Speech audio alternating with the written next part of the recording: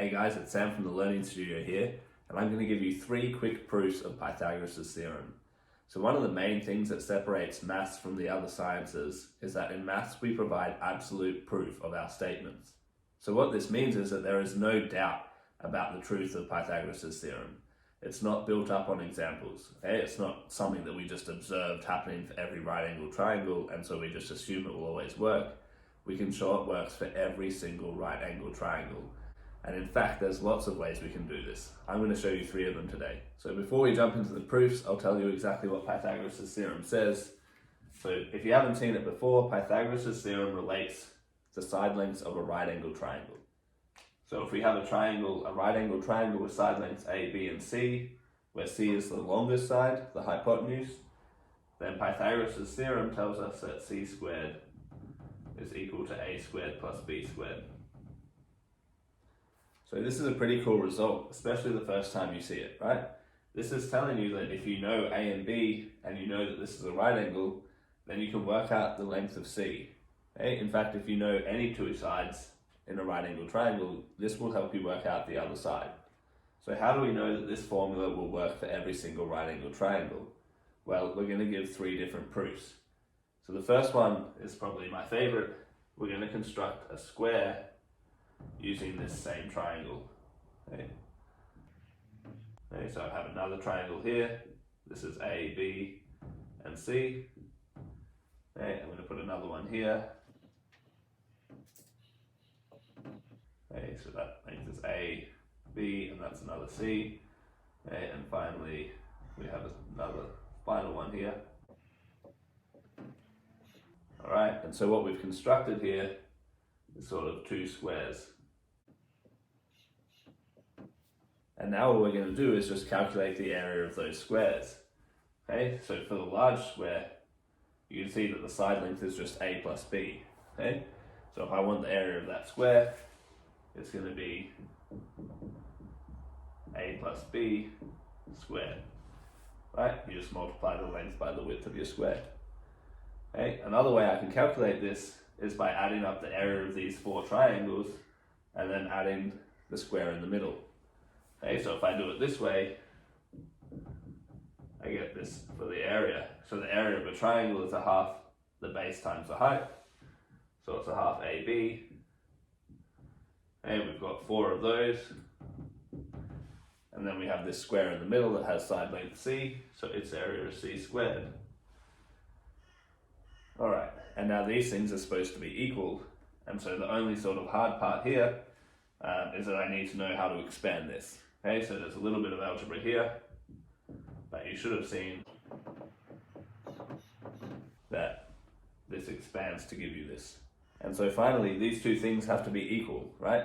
All we did was calculate the area of the big square in 2 different ways. Okay, so this must be equal to this. So we have A squared plus 2AB has to be equal to this. Now when I multiply the 4 across, I'm going to get 2AB here. And then I've got the plus C squared on the end. Okay, and then the 2AB on each side is going to cancel out. And what I'm left with is Pythagoras' theorem. What do you think, Al? So that first approach is a nice simple way of proving Pythagoras' theorem, but it does involve a little creativity in actually adding those triangles together to form the square.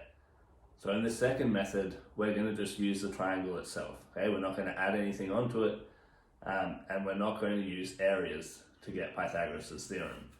Okay, so the key observation we're going to make here is that when we split this right angle triangle from the right angle down, what we end up with are these 2 triangles, and they're actually similar to the original right angle triangle. Okay, and so the easiest way to see this is that they both share an angle. Okay, so these 2 triangles, these new ones, both share an angle with the original right angle triangle. Okay, which means that this angle up here is also the same as the red one. Okay, because they have to add to 90, and we know that the red and black already add to 90. Okay, similarly, this angle up here is the same as this black one down here. And so each of these triangles has the same angles, the same three angles, so they must be similar. Alright, so let's label these bottom sides. We'll call that X, call this Y. So what does the similarity tell us? Okay, well, in this small triangle, we know that A over X. Okay, so note that A is the hypotenuse of this small triangle, so it's going to match with the hypotenuse of the long triangle, which is C. Okay, and the short side here is going to match to the short side of the large triangle, which is A. Okay, and so we can rearrange that. That tells us that A squared is equal to C times X. Okay, and we can do the same thing for this triangle over here. So if we do the hypotenuse over Y, so we have B over Y, that ratio has to be the same as the hypotenuse of the big triangle, which is C, over sort of the longer short side, which is B. Alright, and again we rearrange that. And we find that B squared is C times Y. Alright, and Pythagoras' theorem is supposed to tell us something about A squared plus B squared. Okay, so if we add these together, okay, A squared is really CX, and B squared is really CY. Okay, and we can pull the C out of both of those. Okay, but X plus Y is just C, right? So this is really C times C, which is C squared. Okay, and we recover Pythagoras' theorem. A squared plus B squared is equal to C squared. The third proof I'm going to show you is a really geometric proof. Okay, so you might have seen this kind of setup when you were learning about Pythagoras' theorem. Okay, so Pythagoras' theorem says that the area of these squares, if you add these together, is the same as the area of that bottom square, right? This is A squared, this is B squared, and this is C squared. Okay, so what we're going to do in this scenario, we're going to drop a line from this vertex all the way down to the bottom of our square. And what I'm going to show you is that when you split the square, the bottom square like this rectangle on the left has the same area as this square up here, and this rectangle on the right has the same area as the square up there. Alright, so how can we see that? Well, we're going to draw in these other triangles.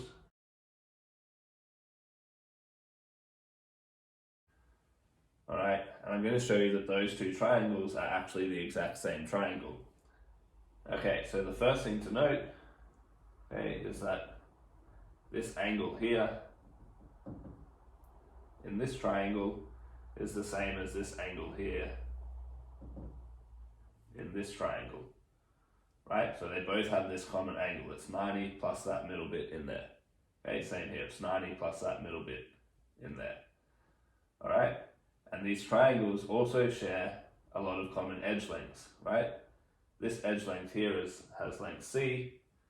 Okay, so in this triangle we have an edge length of C, and in this triangle here we also have an edge length of C.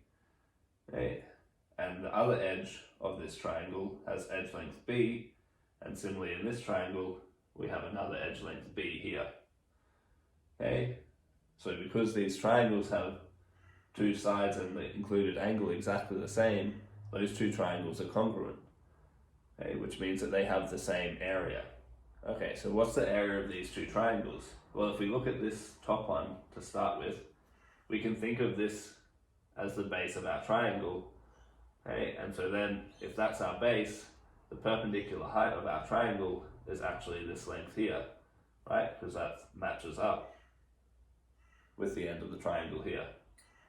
Okay, and so the area of this triangle is going to be half base times the height, right? So we've got half, the base has length B, but the height is also B, okay? And so the area of that is a half B squared.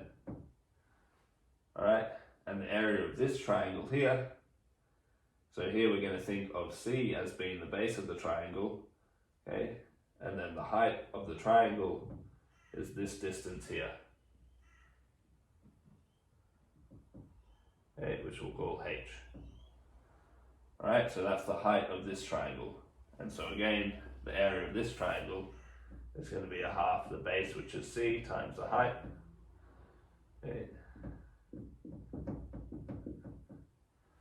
Alright, and because these two triangles are congruent, they have the same area, okay, which tells us that b squared is equal to c times h. Okay, we can drop off the halves. Alright, and so if you look at that, that's telling us that the area of this square, which is b squared, is the same as c times h, which is the area of this rectangle. Okay, and we can do a similar construction over this side. Okay, so if we just kind of mirror the construction over here, what we find when we do that is that a squared, the area of this square here, is going to be equal to c times x, which is the area of that rectangle. And so obviously, if these match up and these match up, then a squared plus b squared, okay, when we add these two things together, it's the same as adding these two rectangles together, which is going to give us c squared. And that's Pythagoras' theorem again. So you can see in all three of these proofs, we didn't have to know what the actual right angle triangle was, right? We don't know what lengths A, B, and C are. All we really know is that we have a right angle here.